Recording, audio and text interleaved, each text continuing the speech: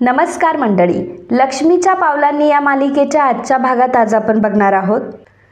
कलाची फरशी वगैरे सगळं पुसून झालेलं असतं. संगीताला ती म्हणते की आई, आता माझी फरशी वगैरे पुसून झाली आहे, मी फर्निचर पुसायला घेते. संगीता म्हणते की कले, मी काय म्हणते, स्वयंपाकाचं तूच बघ, कारण कसं इथल्या लोकांच्या आवडीनिवडी तुला माहिती आहेत आणि जे काही फर्निचर वगैरे पुसायचं आहे तर ते मी पुसते. कला म्हणते की नाही आई, ऑलरेडी तुला पाठीचा प्रॉब्लेम आहे आणि वाकून कुठलंही काम तू करायचं नाही आहेस. आणि इथे सोफा आणि फर्निचर पुसणं एवढं पण सोपं नाही आहे. आपलं घर वेगळं, हे घर वेगळं. संगीता म्हणते की बरं बाई, ऐकते मी तुझं, पण आता तू सुद्धा माझ्या काही गोष्टी ऐकायला पाहिजे हा. कला म्हणते की म्हणजे? संगीता म्हणते की म्हणजे तुला सगळं काही माहिती आहे मी काय म्हणते ते. हे बघ, काल मी पैंज जिंकले, जावई बापूंनी तुला खाटेवर झोपायला पण सांगितलं. कले, काही पण म्हणा, जावई बापू म्हणजे लई चांगला माणूस आहे. कला म्हणते की आई, तो चांदेकर म्हणजे कधी चांगला माणूस असूच शकत नाही. अगं पण तिथे झोपण्याच्या आधी त्याने किती आढेवेढे घेतले, त्यानंतर मला किती घालून पाडून बोलला तो, ते तुला नाही दिसलं का? आणि हे बघ आई, याला पैंज जिंकणं असं अजिबात म्हणत नाही. संगीता कलाला एक फटका मारते आणि म्हणते की गप्प बस, शहाणपणा करू नकोस, आई आहे ना मी तुझी. जावई बापू शांत होते, तूच वाद वाढत बसलीस. आणि तुला म्हणत होते ना गुपचूप खाटेवर झोप म्हणून. जेव्हा तुला सांगत होते मी तेव्हा बरी नाही झोपलीस. आणि मला सांग बरं, आता या सगळ्या गोष्टी काय खोट्या आहेत का? कला म्हणते की हो आई, ते खरं आहे, पण ऐक ना, तू आमच्या भांडणांकडे जास्त लक्षच देऊ नको. हे बघ, मुद्दा काय आहे, तो मला जास्त घालून पाडून बोललाय. संगीता म्हणते की उगाच वाटेल ते बोलू नकोस. आणि हे बघ, तुमच्या भांडणांचा शेवट कुठं झाला बरं, की तू खाटेवर झोपलीस आणि मी पैंज जिंकले. त्यामुळे आता मी तुला जे काही सांगेल तेच तुला करावं लागणार. कला विचार करत असते की बापरे, आता ही आई माझ्या पुढ्यात काय काय अजून घेऊन येणार आहे काय माहिती. इकडे रोहिणी तिच्या रूममध्ये असताना तिचं टेम्परेचर खूप हाय असतं आणि ती म्हणत असते की ह्या घरामध्ये असताना माझं टेम्परेचर मात्र खूप हाय असतं. आणि मग लगेचच ती AC लावते. आणि तिला ही गोष्ट आठवत असते की कशा प्रकारे आबांनी संगीताला सांगितलं की तू रोहिणीच्या रूममध्ये झोपायचं, तेव्हा रोहिणीला त्याच गोष्टीचा राग आलेला असतो आणि रोहिणी म्हणत असते की नाही, काही करू, मला हिला तिच्या लायकीतच ठेवावं लागेल. दिसते तशी साधी नाही आहे ही बाई, आणि जर मला हिला सरळ करायचं असेल ना तर हिच्या पद्धतीनेच वागावं लागेल. रोहिणीला संगीताचा इतका राग आलेला असतो की रोहिणी लगेचच संगीताची बॅग काढते, संगीताच्या बॅगेतून साडी घेते आणि साडी कात्रीने कचाकच कापून टाकते. संगीताची तिने मध्येच साडी फाडलेली असते आणि म्हणत असते की माझ्या हद्दीत घुसतीयस का तू? माझ्या हद्दीत घुसणं एवढं सोपं नाहीये. आता जर माझ्या हद्दीत घुसलीच आहे तर त्याचे परिणाम सुद्धा बघ. आता तुला इतका डोक्याला ताप करून ठेवेल ना की तू स्वतः तुझी बॅग उचलशील आणि या घरातून कायमची नाहीशी होशील. तोपर्यंत मला काही चैन पडणार नाही, तेव्हा कुठेतरी मी शांत होईल, असं रोहिणी अतिशय रागामध्ये म्हणत असते आणि संगीताची साडी ती फेकून देते. तर अद्वैत घरात आलेला असतो आणि अद्वैतच्या खांद्यावर मॉप असतो. अद्वैत मॉप घेऊन आलेला असतो. आता ते बघून रजनी त्याला विचारते की अद्वैत, काय आहे रे हे? अद्वैत म्हणतो की मॉप आहे. म्हणजे काय आहे की घरातली जमीन आहे ती पुसायला मदत होईल ना, अंजूला वगैरे मदत होईल. रजनी म्हणते की हो बरोबर आहे, तशी आज खूप साफसफाई करायची, याची खूप मदत होईल. सरोज लगेच म्हणते की रजनीला जरी पटलं असेल ना तरी अद्वैत, मला ही गोष्ट नाही पटली आहे. इतकी वर्ष झाले आपण असं काही वापरलं नाहीये. मग तू हे सगळं कशासाठी घरात आणलं? आणि तसंही या गोष्टी आपण घरात सुद्धा ठेवत नाही, हेही तुला माहीत असेल अद्वैत. मग तू आता का आणलंस? अद्वैत म्हणतो की आय नो, आपण एकदा मॉप आणला होता, परंतु हातानेच जमीन चांगली स्वच्छ होते म्हणून आपण वापरत नव्हतो. आई, अगं पण सध्या अशी परिस्थिती आहे की आपण जर हा मॉप वापरला तर योग्य राहील. सरोज म्हणते की अच्छा, म्हणजे आता मला कळलं की तू बाहेर कशासाठी गेला होतास. अद्वैत म्हणतो की हो, मॉप आणायलाच गेलो होतो. आणि तसंही घराची साफसफाई करायला खूप वेळ जातो, याने काम फास्ट होईल. ॲक्च्युली मी व्हॅक्यूम क्लीनरच घेऊन येणार होतो. तेव्हा संगीता हळूच कलाला म्हणत असते की कले, बघितलं, जावई बापू सगळ्यांचा किती विचार करतात आणि तुझी सुद्धा किती काळजी करतात ते बघ. खरंच अगदी लाखात एक माणूस आहे ग हा. कला म्हणते की आई, तू जरा शांत बस, मला माहिती आहे तो कसा आहे. 24 तास मी त्याच्यासोबत असते. चांगलं आणि पुरतं ओळखते मी याला. आता इथे 4 चौघात दाखवेल की तो किती ग्रेट चांदेकर आहेत, परंतु जेव्हा माझ्यासोबत असेल ना तेव्हा तो त्याचे खरे रूप दाखवतो मला. तेव्हा असं काहीतरी करतो ना की मला मारायचीच इच्छा होते त्याला. तेव्हा संगीता म्हणते की थोबाडफोडी ना कले, मारायच्या गोष्टी करू नको जावई बापूंना. सरोज लगेच म्हणते की अद्वैत काय चाललंय तुझं? घरात जेव्हा कोणी माणसं येतात तेव्हा तुझं वागणं लगेच कसं बदलतं रे? आबा म्हणतात की मी तुम्हाला सांगितलं होतं ना की घरामध्ये वाद नकोयत मला, तरी सुद्धा तुम्ही परत परत परत परत वाद करताय. माझा नियम हा प्रत्येकाने पाळलाच पाहिजे असं जेव्हा आबा म्हणतात तेव्हा सरोजला राग येतो आणि मग सरोज नेहमीप्रमाणे तिथून निघून जाते. अद्वैत आबांना म्हणतो की आबा मी तेच एक्सप्लेन करत होतो. आबा काहीच बोलत नाही. आबा तिथून निघून जातात. मग अद्वैतही आतमध्ये जातो. संगीता कलाला म्हणते की कले बघितलं ना, जावई बापू खरेच किती समजूतदार आहेत ग, आणि कधीतरी चुकले असतील ते, पण अगं म्हणून तो माणूसच वाईट आहे असं कधी होत नाही ना. कला म्हणते की आई आता तेच तेच परत परत ऐकून मला आता कसं तरी होतंय, नको ना ऐकू त्या चांदेकरचं एवढा गोडवा. रजनी त्या दोघींना म्हणते की बरं चला आपण तिघी मिळून आता पटपट स्वयंपाक करूया आणि मग फराळाचं पण करायला घेऊयात. रोहिणी हे ऐकते. मग रोहिणी विचार करत असते की नाही नाही नाही असं करून कसं काय चालेल, सगळा कामाचा भार हा फक्त संगीता आणि कलावरच पडला पाहिजे, रजनीची कशाला मदत व्हायला पाहिजे त्यांना. संगीता तेव्हा रजनीला म्हणत असते की अहो आम्ही आहोत ना दोघी जणी, आम्ही करू बरोबर, तुम्ही नका करू. रजनी म्हणते की हो असू द्या की, आपण जर तिघींनी मिळून केलं तर लवकर होईल. मग रोहिणी लगेचच रजनी जवळ येते. रजनीला ती म्हणते की रजनी ऐक ना, दिवाळीची शॉपिंग करायला चाललोय आम्ही, छोटे मोठे गिफ्ट्स घ्यायला चाललोय, तूही चल ना आमच्यासोबत. रजनी म्हणते की अहो मी तर तुमच्यासोबत कधीच आतापर्यंत शॉपिंगला आलेली नाहीये, आणि तसंही तुम्हाला माझा चॉईस आवडत पण नाही. दरवर्षी तुम्ही आणि सरोज वहिनी तर जातात ना. तर रोहिणी म्हणते की हो मला माहिती आहे तुझा चॉईस जरा मिडल क्लास आहे, पण तू जर आली तर थोडीशी मदतच होईल ना मला, आणि तसंही सरोज वहिनी दुसरीकडे बिझी झाल्यावर मग माझं असं होतं, त्यामुळे तू चल ना माझ्यासोबत, तू जर आलीस तर सगळं काही इंटरेस्टिंग असेल. मग रजनी नाही नाही म्हणत असताना सुद्धा रोहिणी तिला बळच तिथून घेऊन जाते. मग सगळा स्वयंपाक आता कलाच्या आणि संगीताच्या अंगावर पडलेला असतो. मग कला संगीताला म्हणते की आई हे बघ आपण आता दोघीच जणी आहोत, आपण लवकर स्वयंपाकाची तयारी करूयात आणि मग नंतर चिवडा करायला घेऊयात. तेवढ्यातच अद्वैत तिथे येतो आणि कलाला म्हणतो की मला माहिती आहे तू कामात आहेस, परंतु आपल्याला डिझाईन्स पूर्ण करायचे आहे तेवढं लक्षात घे. तर संगीताला खूप छान वाटत असतं की अद्वैत किती छान बोलतोय कलासोबत. तर कला त्याला उत्तर देते की हो माहिती आहे मला, इथलं सगळं काम उरकलं की येते मी. अद्वैत म्हणतो की ठीक आहे. मग अद्वैत पुन्हा रूममध्ये निघून जातो.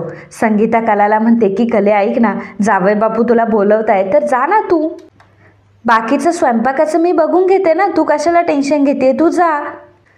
कला म्हणते की आई आता उगाचच तू काही बोलू नकोस, मला सांग की मी तुझ्यावर एवढी सगळी कामं टाकून कशी जाणार आहे. काही नाही, इथली सगळी कामं मी करणार आहे आणि मग कामं आवरल्यानंतरच मी वर जाणार आहे. यासाठी चांदेकरला थोडं थांबावं जरी लागलं ना तरी सुद्धा चालेल. संगीता म्हणते की बरं बाई चल आवर पटापट. कला आणि संगीता आता सगळा स्वयंपाक करतात. त्यानंतर दोघीही आता चिवडा बनवायला घेतात. अद्वैत एकदा येऊनही गेलेला असतो, कलाला सांगून गेलेला असतो की आपल्याला डिझाईन्स बनवायचे आहे, तरी सुद्धा कला स्वयंपाक करत असल्यामुळे ती अद्वैतला सांगते की नंतर येते. अद्वैत खोलीमध्ये कलाची वाटच बघत असतो. अद्वैत चिडचिड करत असतो आणि म्हणत असतो की काय करते ही एवढा वेळ खाली, एवढी कामं असतात का हिला, याच कामांमध्ये एवढा वेळ घातल्यावर डिझाईन्स कधी पूर्ण करणारे काय माहिती. परत अद्वैत खाली येतो तेव्हा कला साफसफाई करत असते आणि मग अद्वैत कलाला घड्याळ दाखवतो आणि म्हणतो की बघ किती वाजले. कला म्हणते की हो मला माहिती आहे, तुला दिसत नाही का मी कामात आहे, येणार आहे मी. अद्वैत पुन्हा वरती निघून जातो. मग संगीता पटकन चहा बनवते, कलाला चहा देते आणि कले आता चहा पिऊन लगेचच संध्याकाळच्या कामाला लागावं लागेल. कला आणि संगीता दोघीही चहा पित असतात. मात्र अद्वैत रूममध्ये कलाचीच वाट बघत असतो. कधी एकदाची कला रूममध्ये येईल आणि डिझाईन पूर्ण करेल असं त्याला झालेलं असतं, परंतु कला मात्र कामात असते. कलाचा सगळा दिवस कामामध्ये निघून गेलेला असतो. आता तेवढ्यातच कला तिथे आलेली असते.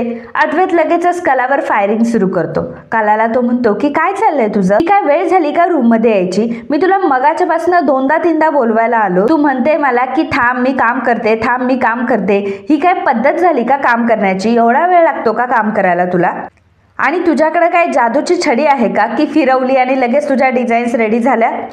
कला अद्वैतला म्हणते की नको ना बोलू अद्वैत, अरे खूप बोलतोयस तू आता. अद्वैत म्हणतो की तुला डिझाईन्स महत्त्वाच्या वाटत नाही आहे का? अगं डिझाईन्स किती इम्पॉर्टंट आहे आणि तू असं कसं काय वागू शकतेस? आपल्याला याबद्दल डिस्कशन करावं लागेल. या सगळ्याची क्लॅरिटी आपल्याकडे असायला हवी. आणि तुला काय वाटलं, तू काय खूप मोठी डिझायनर वगैरे लागून गेली आहेस का की पेन फिरवला आणि तुझी डिझाईन रेडी? आणि तुझा हा ओव्हर स्मार्टपणा आता तू बंद कर हा. कला म्हणते की चांदेकर आली आहे ना मी, आता देते ना तुला डिझाईन्स बनवून. आणि कशाला बडबड करतोयस तू? जमलं तर मला सांग कशा बनवायच्या आहे, कशाला उगाच बडबड करतोय, माझं डोकं दुखतंय.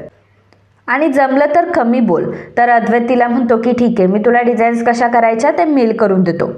कला एकतर एवढं थकून आलेली असते, तिचा पूर्ण दिवस हा सगळा कामामध्ये गेलेला असतो. साफसफाई करणं, स्वयंपाक करणं आणि फराळ करणं यामध्येच ती सगळी काही बिझी होऊन गेलेली असते. आणि त्या परिस्थितीत जेव्हा ती रूममध्ये येते तेव्हा अद्वैतने तिला डिझाईनचं काम दिलेलं असतं, तिला तेही पूर्ण करणं असतं. त्यामुळे कला आता तिचे शीट्स घेते आणि डिझाईन्स बनवायला लागते. कला डिझाईन बनवायला घेते खरी, परंतु ती इतकी दमलेली असते की तिला डिझाईन्स बनवणं काही शक्यच होत नसतं. आणि तिचे सारखे डोळे झाकत असतात, तिला झोप येत असते. कारण दिवसभर तिचा हात रिकामाच नसतो, ती कंटिन्यू कामं करत असते. आणि त्याचवेळी अद्वैतचं लक्ष जातं की कला झोपली आहे. मग तो म्हणत असतो की खरे खरे असं झोपू नकोस, परंतु कलाला झोप लागून गेलेली असते. मग अद्वैत येतो, कलाला तो हलवतो आणि म्हणतो की तू अशी झोपू नाही शकत, तू मला कमिटमेंट दिली होती ना. कला अद्वैतला म्हणते की ऐक ना चांदेकर, प्लीज मला 2 मिनटं झोपू दे ना प्लीज. अरे घरात किती काम होतं आज आणि मदतीला एकही नोकर नव्हता. अद्वैत म्हणतो की म्हणजे? कला म्हणते की काय माहिती, सगळेजण बॅग भरून गेलेत सुट्टीवर. आता ते सर्व कुठे गेले, का गेले हे मला विचारू नकोस. मला याबद्दल काहीच माहीत नाही आहे, त्यामुळे मला उद्याही काम करायचं आणि परवाही काम करायचं आहे. ऐक ना चांदेकर, आपण डिझाईनचं उद्या बघूयात ना प्लीज, मला खूप झोप येते आता. असं म्हणून कला डायरेक्टली बेडवर झोपायला जाते. अद्वैत म्हणत असतो की नाही खरे, तू मला कमिटमेंट दिली होती की तू डिझाईन्स पूर्ण करणार आहे, हे बघ तू असं नाही करू शकत. परंतु कला मात्र अद्वैतचं ऐकत नाही, कारण तिला खूप झोप येत असते आणि ती डायरेक्टली झोपून घेते. अद्वैत म्हणतो की अशी कशी ही डायरेक्टली झोपूनच गेली, आता डिझाईन्स कशा काय पूर्ण होणार? पण मला एक गोष्ट कळत नाही की घरातले सगळे नोकर गेले कुठे? आणि पुन्हा तो कलाला म्हणत असतो की खरे खरे अगं उठ ना प्लीज. पण कलाला मात्र गाढ झोप लागलेली असते. अद्वैत विचार करत असतो की आता काय करू मी? आता डिझाईन्स कशा काय पूर्ण होणार? मलाच काहीतरी करावं लागणार आहे. आणि मग अद्वैतला एक आयडिया सुचते. सकाळी सकाळी पुन्हा एकदा कला उठते आणि पुन्हा तिची ड्युटी सुरू होते. किचनमध्येच असते, कामं करत असते. रजनी कलाला सांगते की कला, मी सगळ्यांना चहा देऊन येते, तूही चहा घे. तेवढ्यातच संगीता देखील किचनमध्ये येते. कला म्हणते की आई गुड मॉर्निंग. आई अगं तू अजून आवरलं नाही आहेस का? तर संगीता म्हणते की माझं सोड गं, आता रोहिणी मॅडमच्या रूममध्ये राहते, त्यांच्या सवडीनुसार मला सगळं करावं लागतं. बरं ते सगळं जाऊ दे, जावई बापू कुठे? कला म्हणते की तो मला नाही माहिती, सकाळपासून दिसला नाही तो मला. संगीता म्हणते की कुठं गेला तुला नाही माहिती? बायकोच ना तू त्यांची, नवरा कुठे गेला, नवरा काय करतो यावर बायकोचं बारीक लक्ष असायला हवं. तेवढ्यातच अद्वैत तिथे येतो. रजनी म्हणते की अद्वैत, अरे कुठे गेला होता एवढ्या सकाळी सकाळी? अद्वैत सोबत अंजू आणि रॉकेट सुद्धा आलेली असतात. आता अंजू आणि रॉकेटला बघून सरोजचं तर डोकंच फिरतं आणि ती अद्वैतला विचारते की हे दोघं तुझ्यासोबत काय करताय? मग अद्वैत सरोजला सांगतो की आई, या दोघांना मी घरातल्या कामासाठी घेऊन आलोय. आता दिवाळी आहे आणि दिवाळीमध्ये घरात किती कामं असतं, साफसफाई असतं, फराळ बनवायचं असतं, डेकोरेशन करायचं असतं. मग याचा सगळा लोड फक्त तुम्हा बायकांवर कशाला? म्हणून मी अंजूला रिक्वेस्ट केली आणि तिला घेऊन आलो. आणि रॉकेट तर तुम्हा सर्वांना माहीतच असेल, रॉकेटला तुम्ही ओळखतच असाल ना. रॉकेटला मी आजपासून आपल्या घरामध्ये कामावर ठेवलंय आणि तेही मंथली सॅलरीवर. अद्वैतचं हे बोलणं ऐकून संगीता आणि कलाला तर छान वाटतं, परंतु कलाला जास्त धक्का बसलेला असतो. अद्वैत पुढे म्हणतो की रॉकेट असो किंवा अंजू असो, कोणा एकावर घरातल्या सगळ्या कामाचा लोड यायला नको. लगेचच कला तिथे येते आणि रॉकेटला म्हणते की रॉकेट, अरे तू कसा आलास? आता तू इथे रोज काम करणार ना? तेव्हा रॉकेट म्हणतो की हो. कला रॉकेटला विचारते की रॉकेट तू कसा आहेस? रॉकेट म्हणतो की कला ताई, मी एकदम मस्त आहे. आता तू कामाचं अजिबात टेन्शन घ्यायचं नाही, मी आहे ना, मी आलोय. आता तू अजिबात टेन्शन घेऊ नकोस. आता तू फक्त महाराणीसारखी मला ऑर्डर द्यायची, रॉकेट हे कर, रॉकेट ते कर, बघ सगळी कामं अगदी पटापट करणार मी. कला म्हणते की काय रॉकेट, तू मला ह्या सगळ्या गोष्टी सांगतोय, मला माहिती आहे तू छानच काम करणार आहे. आणि तुला माहिती आहे का, ही अंजू आहे, ही पण इथे काम करते. तुम्हाला दोघांना इथे एकत्र बघून मला खरंच खूप छान वाटतंय. आता सर्व मिळून मस्त तयारी करूयात दिवाळीची. बरं रॉकेट, या दिवाळीला मी मातीचे मावळे करायचं ठरवलंय. रॉकेट म्हणतो की काय सवाल आहे का ताई, तू फक्त मला ऑर्डर द्यायची, हा मावळा आलाय ना इथे काम करायला. कला म्हणते की हो, आता आल्या लगेच धुडगूस घालू नकोस. बरं ठीक आहे, मी तुमच्या दोघांसाठी चहा घेऊन येते, तुम्ही लवकर तुमच्या बॅगा वगैरे ठेवून या. कला आणि संगीता पुन्हा किचनमध्ये जातात तेव्हा सरोज अद्वैतला म्हणते की तुला घरच्या कामांमध्ये कोणी लुडबुड करायला सांगितली होतीस, आणि तसंही ऑफिस बघतोयस ना, तू ऑफिस बघतोय ना तेवढं पुरेसं आहे आमच्यासाठी. आणि तसंही घरातली सगळी कामं सगळ्यांना नेमून दिलेली असतात, तुला चांगलंच माहिती आहे. त्यात तुला डोकं घालण्याची काहीच गरज नाही आहे. घरातले कामं बघण्यासाठी मी आहे, रजनी आहे, आणि तुला कोणी या घरातल्या कामामध्ये नाक खुपसायला लावलं आणि आगाऊपणा करायला सांगितलं रे. मग अद्वैत संगीताकडे बघतो. अद्वैत विचार करतो की नाही, आता जरी माझ्या पारड्यात आईचे बोलणे पडले तरी पडू देत, परंतु मी आईला नंतर सगळं समजावून सांगू शकतो. तू मिसेस खरेंचा एक पॉईंट आता माझ्या पदरात पडणं खूप गरजेचं आहे. मग अद्वैत सांगतो की हे सगळं मी खरेसाठी केलंय. संगीता जेव्हा हे ऐकते तेव्हा संगीताला तर खूप आनंद होतो आणि कलाला मात्र खूप मोठा शॉक बसलेला असतो. कलाला विश्वासच बसत नाही, तिने नक्की काय ऐकलं, अद्वैतने हे सगळं माझ्यासाठी केलं. कला हातातली कामं सोडून देते आणि पहिलं ते ऐकत बसते. संगीता कलाला म्हणते की बघ कले, जावई बापूंचं तुझ्यावर किती प्रेम आहे, तुझ्यावर जास्तीची कामं पडू नये म्हणून ते तुमच्या घरातल्या नोकरांना पण घेऊन आले. खरं म्हटलं तर अगदी लाखात एक माणूस आहे ग हा. कला संगीताला म्हणते की आई प्लीज, तू तुझा जावई पुराण आता सुरू करू नकोस हा, आणि तो कसा आहे ना हे मला चांगलं माहिती आहे. तो म्हणजे एक नंबरचा स्वार्थी आहे, यामध्ये त्याचा स्वार्थ आहे म्हणून त्याने हे सगळं केलंय. नाही तसं मार्केटिंग करण्यामध्ये एक नंबर आहे तुझे हे जावई बापू. खऱ्या सोन्याकडे पितळ म्हणून बघितलं ना तर नेहमी ते पितळच भासेल आणि पितळच दिसेल.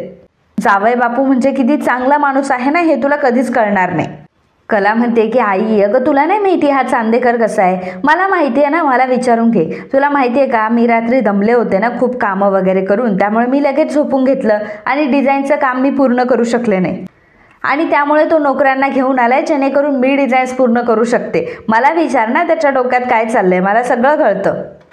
संगीता म्हणते की आई मला तुला विचारायची गरज नाही आहे, तुला तर अजिबात मी काही विचारणार नाही. कले, मला खरंच विश्वास बसत नाही ग, तू अशी कशी वागायला लागली, मला तर विश्वासच बसत नाही, तू आधी अशी अजिबात वागत नव्हती. अगं तो म्हणजे एक नंबर भला माणूस आहे ग, त्याला उगाचच त्रास देऊ नकोस. कला म्हणते की काय बोलते आई, भला माणूस, अगं एक म्हणजे तो माणूसच नाहीये. पण काय करणार, तुझं काय, तुला सगळं नेहमी वाटत असतं की तुझी मुलगीच चुकीची आहे आणि कसा तुझा जावई बापू ग्रेट. काही झालं तरी तुझ्या जावई बापूचं पारडं नेहमीच जड असतं. संगीता म्हणते की कितीही बोला हिला, किती बोला, परंतु पालथ्या गड्यावर पाणीच आहे. कला संगीताकडेच बघत असते. तेव्हा संगीता म्हणते की आता बघते काय डोळे वाटारून, चल पटापट कामं कर. तर अद्वैतने जेव्हा सरोजला सांगितलेलं असतं की त्याने हे सगळं कलासाठी केलंय, त्यामुळे सरोज आता फार चिडलेली असते आणि अद्वैतला ती म्हणते की काय हे सगळं तू मला वर तोंड करून सांगतोयस. मग आबा सरोजला थोडं लक्षात आणून देतात की आपल्याला घरात भांडणं करायचे नाही आहेत. सरोजच्या लक्षात येतं आणि मग सरोजला पुन्हा राग येतो अद्वैतचा आणि सरोज आता पुन्हा रागारागाने तिथून निघून जाते. आबांना मात्र खूप आनंद झालेला असतो की अद्वैतने एवढा चांगला विचार केला. बायकोला जास्त कामं लागू नये म्हणून तो घरातल्या नोकरांना घेऊन आला. अद्वैतला खरंच कलाची काळजी आहे असं आबांच्या लक्षात येतं आणि आबांना खूप आनंद झालेला असतो या गोष्टीचा. संगीताला सुद्धा खूप आनंद होतो. तर कलाला माहीत असतं की हे सगळं का चाललंय, ते मला डिझाईन्स पूर्ण करायच्या आहेत ना, त्यामुळे मला घरातलं काम लागू नये म्हणून अद्वैतने हे सगळं केलंय. अद्वैतला काय माझ्यावर प्रेम वगैरे नाहीये, तसंही त्याने फक्त त्याचा स्वार्थ बघितलाय, हे फक्त कलालाच माहीत असतं. आणि मित्रांनो, आजचा हा भाग इथेच संपतो. पुढील भागात आपल्याला बघायला मिळणार आहे अद्वैत खूप अति करत असतो. जेव्हा संगीता आणि कला दोघी किचनमध्ये असतात तेव्हा अद्वैत मुद्दाम आता कलाकडे गेलेला असतो जेणेकरून संगीताने सगळं काही ऐकावं. मग अद्वैत कलाला म्हणतो की बाय द वे तुला कुठलं गिफ्ट हवंय उद्या, पाडवाय ना उद्या. कला म्हणते की असं अजून काही ठरवलं नाहीये मी. अद्वैत म्हणतो की अगं असं काय करते, गिफ्ट घेण्याच्या आधी तुला नवऱ्याची सेवा सुद्धा करावी लागेल ना. संगीता म्हणते की जावई बापू हे तुम्ही अगदी बरोबर बोललात हा. कला म्हणते की हो, मग दिवाळी आहे ना आता, रोजच दिवे लावतात ते अकलेचे चांदेकर आहेत. आता मग मुद्दामच अद्वैत तिथून निघून येतो आणि त्याचा पाय अचकलाय असं नाटक करायला लागतो. मग संगीता कलाला सांगते की जावई बापूंना गरम तेल घेऊन जा आणि त्यांच्या पायाला चोळून दे. आता कलाला संगीताचं ऐकणं असतं, त्यामुळे कला आता तेल गरम करते आणि अद्वैतच्या पायाला चोळण्यासाठी ती वरती आलेली असते. अद्वैत आता मस्त असा बेडवर बसलेला असतो आणि कलाला तो ऑर्डर सोडत असतो आणि म्हणत असतो की मस्त कर मालिश. कला अद्वैतकडे रागाने बघत असते आणि म्हणत असते, कसा ऑर्डर सोडतोय हा मला. मग कला आता अगदी जोरात अद्वैतचा पाय दाबते. तेव्हा अद्वैत जोराने ओरडतो आणि म्हणतो की रागाने करू नकोस हा, नाहीतर मग लगेच तुझ्या आईला रिपोर्ट करेल हा. तेव्हा कला त्याला म्हणते की गप्प बस. आणि मग अद्वैत आता गप्प बसतो आणि कला त्याच्या पायाची मालिश करून देत असते. तर मित्रांनो, आजच्या या भागाबद्दल तुम्हाला काय वाटलं, तुमचं काय मत आहे नक्की कळवा. And if you like my video please do subscribe, share and comment. Thank you.